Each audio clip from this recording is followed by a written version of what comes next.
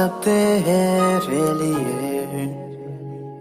तूने भी उसे छेड़ा था,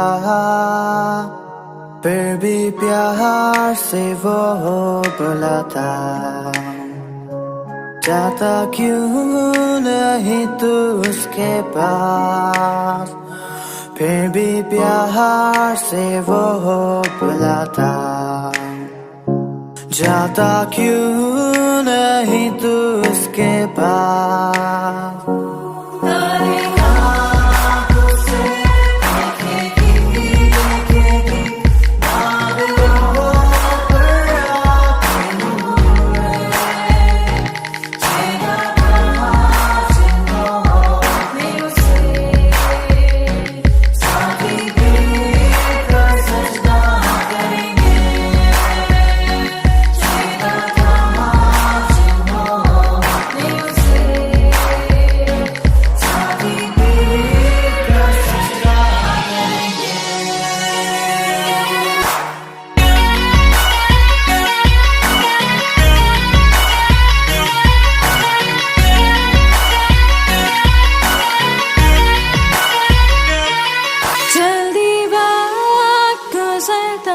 चाहता है रात अंधेरी आती है, तौबा कर दरवाजा होगा बंद।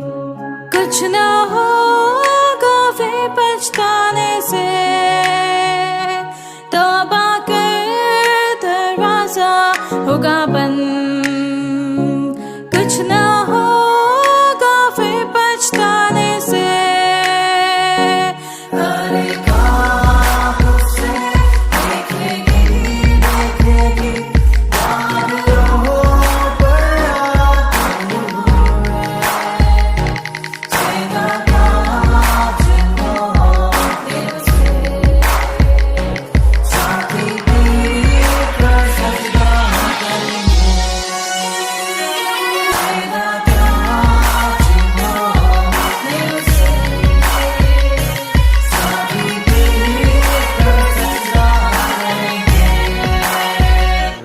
हम प्रभु परमेश्वर को धन्यवाद देते हैं। परमेश्वर ने आज का दिन एक बार फिर से दिया ताकि हम परमेश्वर की महिमा करें, उसके नाम को धन्य कह सकें। प्रियो, मैं आप सभी का स्वागत और वेलकम करता हूँ आज की सुबह इस मॉर्निंग डिवोशन में जो प्रभु ने हमें दिया है कि हम परमेश्वर की महिमा करें। और मैं दिल की गहराई से आप सभी को स्वागत और वेलकम करता हूँ। Living Christian movement fellowship ministry Jaipur शहर से आप सबका स्वागत है। प्रभु आप सबको बहुत आशीष दे और परमेश्वर का हाथ आप पर और आपके पूरे परिवार पर बना रहे।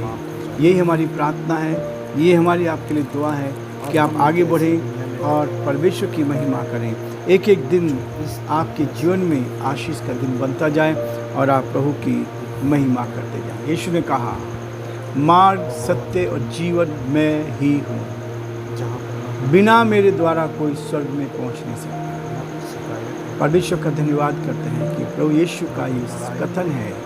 उसने इस बात को कहा कि मार्ग में हूँ, सत्य में हूँ, जीवन में हूँ, और बिना मेरे द्वारा कोई स्वर्ग में पहुँच नहीं सकता। स्वर्ग राज्य में प्रवेश करना ये मेरे और आपके लिए महत्वपूर्ण है, ताकि हम आगे बढ़कर न केवल इस पृथ्वी पर इस पृथ्वी के बाद उस स्वर्ग राज्य में भी हम उसके साथ रहें और उसकी महिमा करते चले जाएं, ताकि हमारे जीवनों से केवल उस परमेश्वर की, उस परमात्मा की स्तुति हो, बड़ाई हो, और हम चाहते हैं कि हम उसको ऊंचे पर उठाएं और जो प्रभु की योजना है उसको पूरा कर सकें। प्रियो, हमारे अध्ययन में हम आगे बढ़ रहे हैं और ये इफिसियों का पहला अध्याय भी समाप्त होने जा रहा है।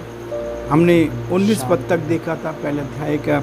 आज मैं आपके सामने 20, 21, 22 और 23 पद को भी आपके सामने पढ़ना चाहता हूँ, ताकि इस वचन के द्वारा हम सब आशीष को प्राप्त करें। क्योंकि पौलुस की प्रार्थना थी, इस प्रार्थना में वो मुझे और आपको समझाने की कोशिश कर रहा है। 20 पद कहता है, उसने मसीह में किया कि उसके मरे हुए में से जिलाकर स्वर्गीय स्थानों में अपनी दाहिनी ओर अनंत जीवन सब प्रकार की प्रधानता और अधिकार और सामर्थ और प्रभुता क्योंकि उस और मनुष्य हर ने एक नाम परमेश्वर के पर विश्वास ऊपर किया। जो ना केवल इस लोक मेरे में दोस्तों, पर आने वाले लोक में हम भी विश्वास के लिया द्वारा जाएगा, परमेश्वर को बैठाया प्रसन्न कर सकते हैं और सब कुछ और उसके वो पाँव जीवन के प्राप्त तले कर कर सकते दिया हैं। और उसे सब वस्तुओं पर शिरोमणि यदि ठहराकर हमारे पास कलीसिया प्रभु को नहीं, दे दिया। तो ये हमारा उसकी जीवन देह है नहीं और है। उसी की परिपूर्णता है जो सब में और परमेश्वर सब में कुछ ही पूर्ण जीवन है। करता है। परमेश्वर के परमेश्वर अलावा अपने इस वो वचन जीवन के और पढ़े कहीं नहीं पाया और जाता। सुने जाने पर आशीष दे, बरकत दे ये जीवन और सिर्फ आप प्रभु यीशु सब और मसीह हम ही सब देते हैं। आशीष के कारण बनते क्योंकि जाएं प्रभु और यीशु प्रभु मसीह की ही महिमा करें। हम प्रार्थना जीवन करेंगे। और अनंत काल धन्यवाद और स्तुति के जीवित योग्य रहने हमारे वाले सामर्थ्य परमेश्वर। परमेश्वर, आज की यीशु सुंदर मसीह सुबह मार्ग, के लिए सत्य, दिल की जीवन गहराई है। से आपको धन्यवाद। आपने हमें संभाला, आपने हमारी मदद यीशु की मसीह मृत्यु और ये के ऊपर सुंदर विजय दिन देखने हुए का मौका और मिला उनके पास ताकि हम हमारे आपकी लिए बड़ाई कर जीवन सके, है। आपकी स्तुति कर सके, आपके नाम को सराह सके। हे दयालु, हे सामर्थ्य विश्वास के योग्य परमेश्वर, हम आपके हृदय से आभारी हैं कि आप एक एक कदम पर हमारी रक्षा करते हैं, हमें संभाले रखते हैं, अंधकार की दुष्ट की उन सारी चालों से आप बचाते हैं। इसके लिए धन्यवाद देते हैं। यीशु के नाम से प्रार्थना करते हैं, आपके अनुग्रह की दृष्टि हम पर बनी रहे। आज का दिन हम सब के लिए आशीष में बने। हमारे सभी श्रोताओं को, सारे भाई बहनों को प्रभु जो इस डिवोशन को देख रहे हैं, सुन रहे हैं, परमेश्वर हम यीशु के नाम से ब्लेस करते हैं, आशीष देते हैं। हर एक को आशीष से भरपूर करे, हर एक का जीवन आज पूरे दिन भर के लिए आशीष में बने और एक एक दिन प्रभु हम आपके साथ धन्यवाद के साथ बिता सके और आपकी महिमा कान बन सके। बड़े आदर के साथ उन सभी श्रोताओं को, सारे भाई बहनों को यीशु के नाम से ब्लेस करते हुए आपसे प्रार्थना करते हैं, हर एक को आशीष दे। यदि कोई बीमार है, परेशानी में, कठिनाई में, दुख में, मुसीबत में, आप उनकी स्तुति लें।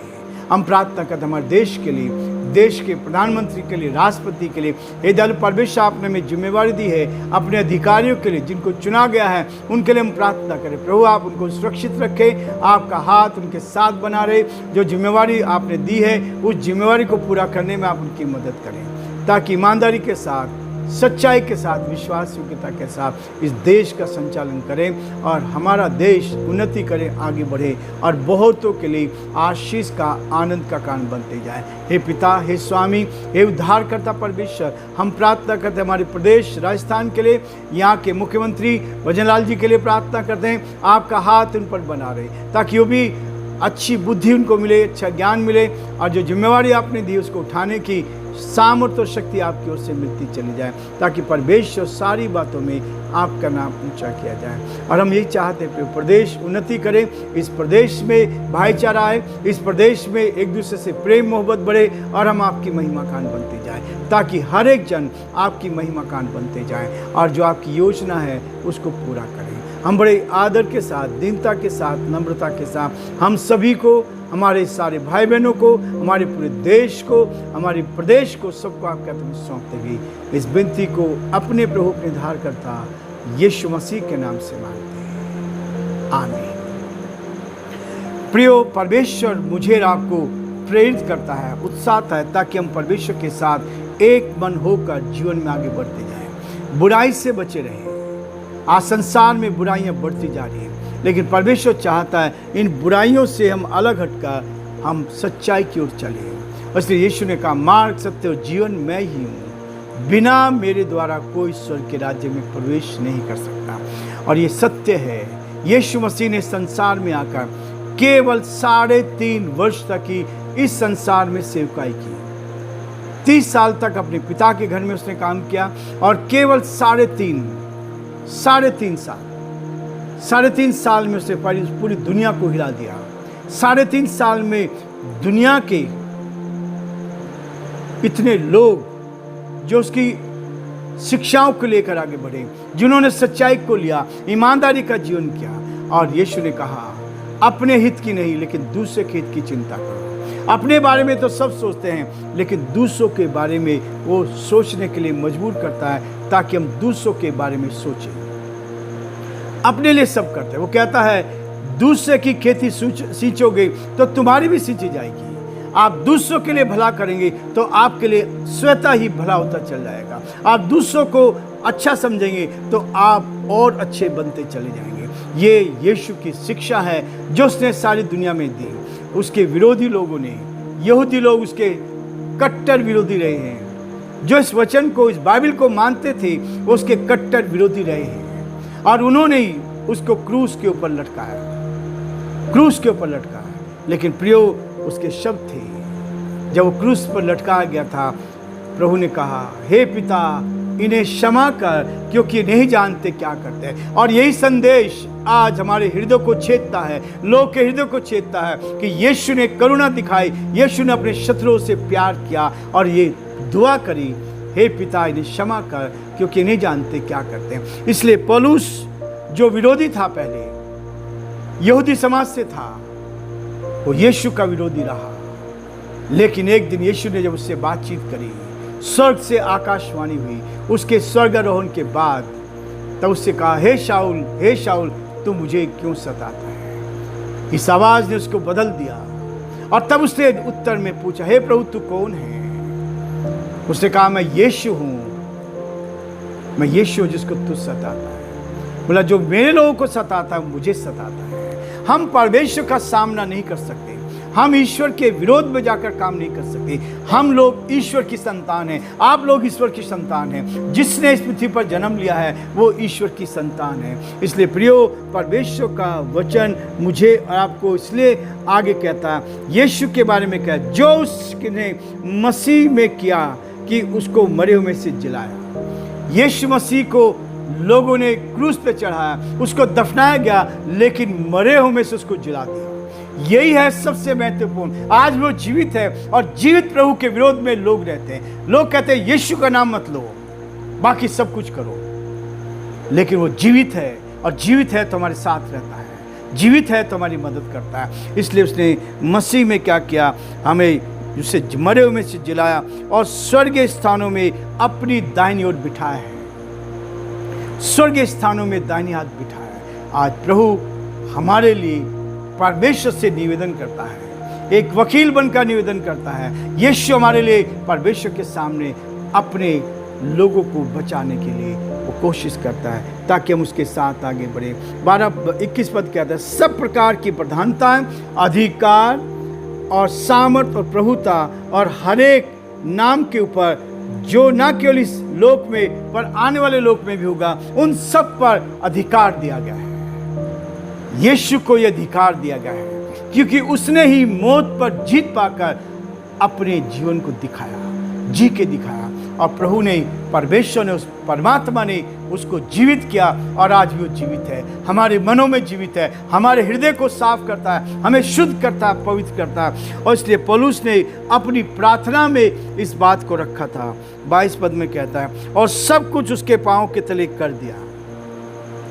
सब कुछ, शैतान की ताकतों को हराकर यीशु ने मौत पे जीत पाकर इस संसार में मुझे और आपको इस बात के लिए प्रेरित कर दिया कि हम सच्चाई के साथ आगे बढ़ें, ईमानदारी का जीवन जिए, बेईमानी को छोड़कर ईमानदारी का जीवन जीते जाए और सच्चाई को लेकर उसने कह दिया, मार्ग, सत्य और जीवन मैं ही हूँ। इसलिए प्रियो, वो मुझे और आपको इस बात के लिए कहता है कि उसने सब कुछ उसके पाँव के नीचे कर दिया और उसे सब वस्तुओं का शिरोमणि ठहरा कर कलीसिया को दे दिया। आज लोग कलीसिया को सताते हैं, आज लोग कलीसिया के विरोध में काम करते हैं, लेकिन वो यीशु के विरोध में काम करते हैं। और यीशु कभी बर्दाश्त नहीं करता कि कोई मेरे लोग को परेशान करे। इसलिए प्रियो, परमेश्वर का वचन इस बात को कहता है, हमें सच्चाई के साथ, ईमानदारी के साथ, प्रभु के साथ आगे बढ़ते जाएं और लोगों के लिए दुआ करते जाएं, ताकि एक दूसरे के लिए हम दुआ करते जाएं और एक दूसरे को प्रभु में बढ़ा सके। प्रियो, आज हम यही रुकना चाहेंगे, कल फिर से हम आगे बढ़ेंगे, ताकि परमेश्वर हमें बहुत आशीष दे और परमेश्वर का हम पर, हमारे परिवार पर, हमारे सभी लोगों पर, हमारे रिश्तेदारों पर बना रहे, ताकि हम अपने देश को उन्नति में देख सके, देश आगे बढ़ सके। और प्रभु आप सबको बहुत बड़ी आशीष दे। परमेश्वर का हाथ आप पर और आपके पूरे परिवार पर बना रहे, यही हमारी दुआ है, ये हमारी प्रार्थना है। और आज के दिन आपके लिए शुभ हो, आशीषमय हो और आप आगे बढ़कर परमेश्वर की महिमा करें। प्रभु आप सबको आशीष दे।